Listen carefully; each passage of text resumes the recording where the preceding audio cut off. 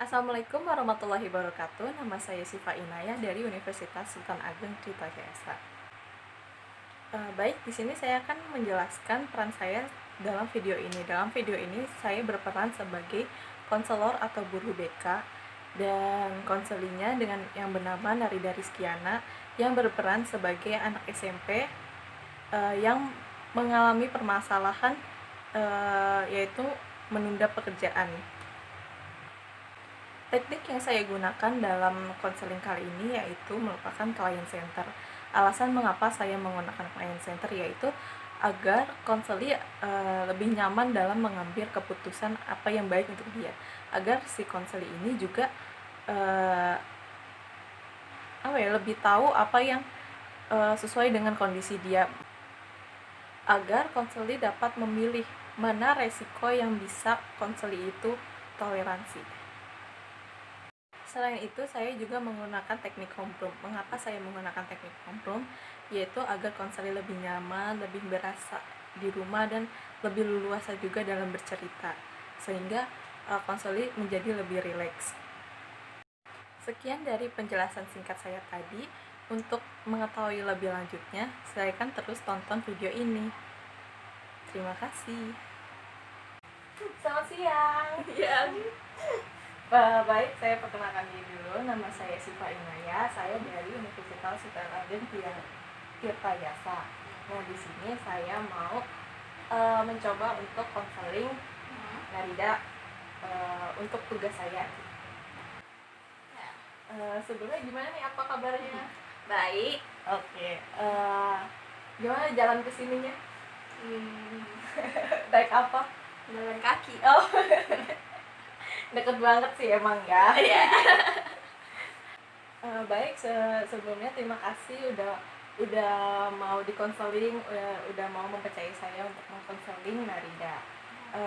Selanjutnya, sebelumnya udah pernah konseling belum? Belum.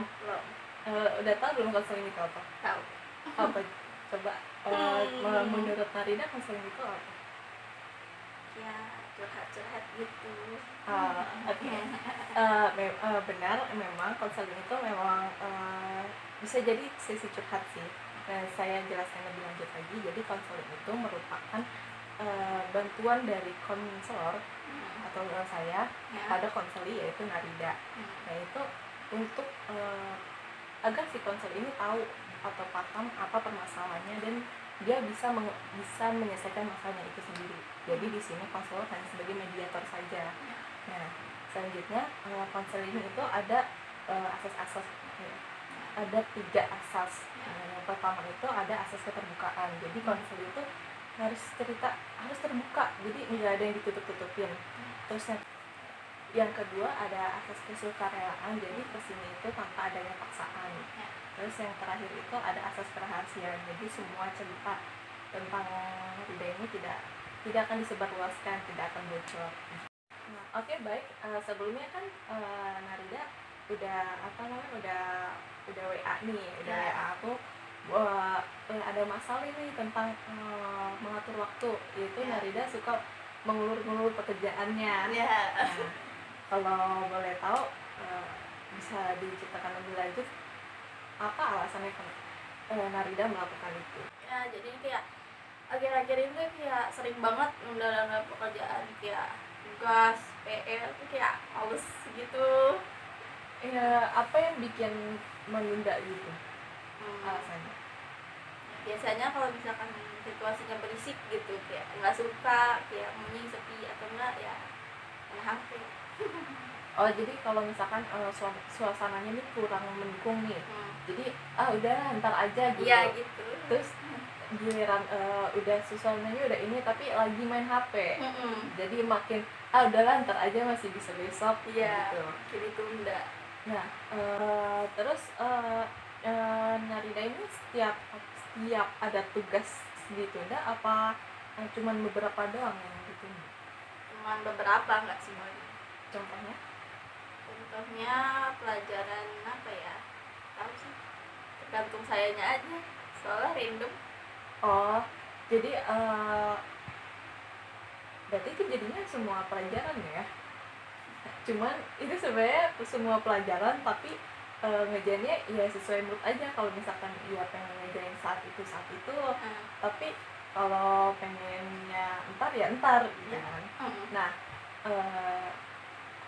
berarti kan alasan menunda pekerjaannya Narida itu berdasarkan mood.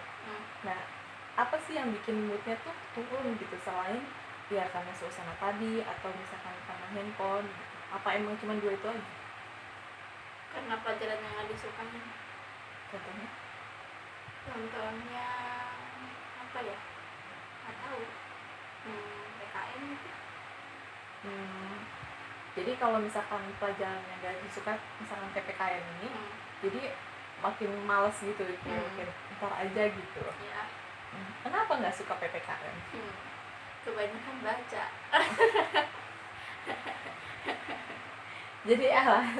Jadi alasannya menunda itu karena itu banyak membaca ya. Bukannya bisa ya kayak misalkan di internet gitu, itu kan bisa langsung muncul gitu jawabannya.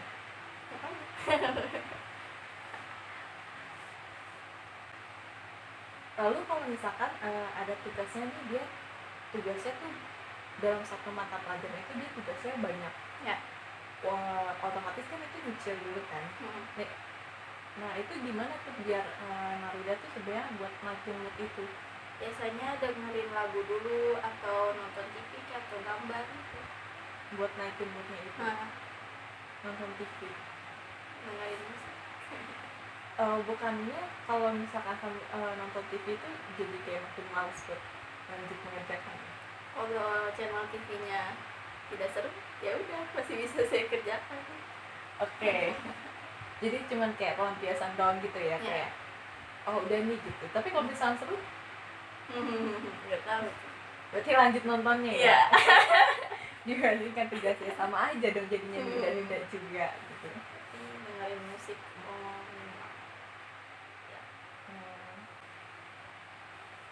Oke, lalu Narida nih suka menunda kerjaan itu emang baru belakangan ini apa emang dari dulu tuh emang sukanya emang suka menunda kerjaan? Baru belakangan ini. Baru belakangan ini semenjak pandemi. Kenapa alasannya? Apa alasannya? Karena kalau pas pandemi kan kalau belajar di sekolah kan emang ada suasana belajar. Kalau di rumah tuh kayak di rumah kayak libur dibanding kayak belajar. Karena suasananya itu jadi apa ya, jadi enaknya tuh males-malesan gitu ya. Apalagi sekarang ini musim hujan ya. Jadi hawa aja tuh pengennya tidur aja. Nah kan udah sering banget nih kan menunda pekerjaan. Saat menunda pekerjaan tuh ada nggak sih sebenarnya efek negatifnya yang Narida dapet? Ada. Apa itu? Ya jadinya ya uber karena biasanya saya menjahit lagi. Jadinya apa ya? Jadinya apa bahasa bagusnya, kemerungsung. Iya. Saya kurang tahu apa bahasa bagusnya, tapi kayak jadinya tuh ribet gitu kan. Buru-buru ngerjain. Kan Narida tahu nih apa efek dari kurang ininya. Nah, kenapa masih tetap melakukan itu? Nggak tahu. Masih enggak. Karena suasananya, terus karena suasananya di rumah kan jadinya sayanya males gitu. Baik. Saya bisa sedikit menyimpulkan sih. Jadi intinya sebenarnya Narida ini menunda pekerjaan itu karena yang pertama suasananya, yang kedua moodnya, terus yang ketiga godaan-godaan lain ya. Iya. Jadi sebenarnya saya sudah bisa sih menarik beberapa solusi. Ada beberapa solusi. Jadi yang pertama, Narida bisa nih bikin suasana di rumah itu menjadi suasana sekolah. Misalkan Narida kan merasa kayak suasananya tuh terlalu homey, pengennya kayak sekolah gitu. Bikin aja kayak misalkan Narida mau mengerjakan tugas pakai seragam, mandi pagi-pagi, sarapan gitu. Atau misalkan nyiapin mejanya tuh kayak di sekolahan gitu. Terus atau yang kedua karena mood. Nah, kalau misalkan karena mood, naikin aja dulu moodnya dengan yang tadi yang Narida biasa untuk menaikkan moodnya sebelum belajar tuh. Maksudnya misalkan Narida tahu nih kayak mau belajar, nah amin berapa jam tuh kayak nyempetin dulu waktu buat gambar atau dengan lagu itu baru belajar. Tapi jangan kebanyakan buat di gambarnya, jadi kayak ntar malah terenakan gitu, jadi kayak udahlah, jadi ya sama aja dan menunda gitu kan. Terus yang terakhir sama tadi kayaknya masalah terbesarnya itu di handphone ya.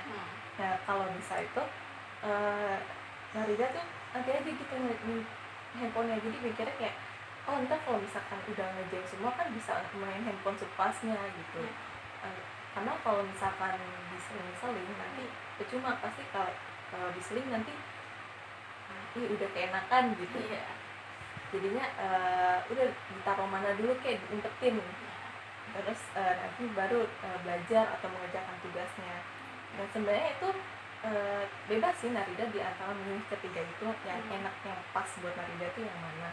Karena di sini saya kembalikan lagi, semua pilihan itu dikembalikan kepada Narida.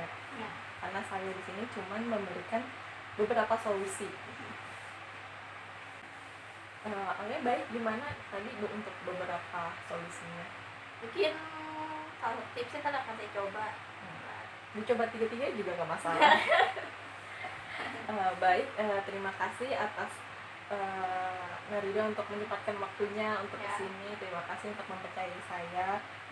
Gimana nih setelah konseling, apa yang dirasakan?